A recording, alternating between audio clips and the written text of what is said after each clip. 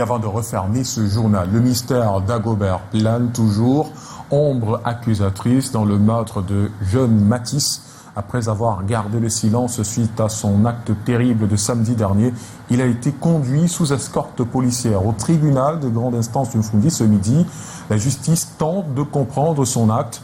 Arnaud Gueffac est en direct du tribunal de Yaoundé. Arnaud, bonsoir.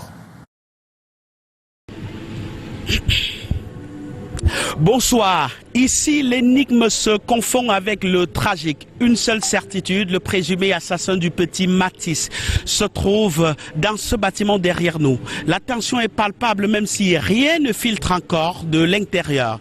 Dagobert n'a pas droit aux visites. Quelques indiscrétions parlent d'un homme à la silhouette effacée ou au regard fuyard.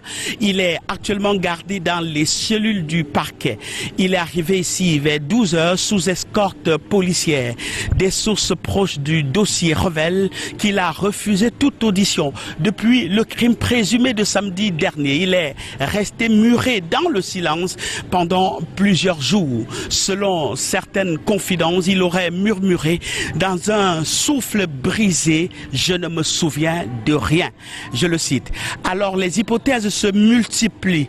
Était-il sous l'emprise de l'alcool, des stupéfiants, victime d'un trou noir psychique, ou s'agirait-il plutôt d'une stratégie de défense méticuleusement pensée? Personne ne sait, mais tout le monde veut comprendre.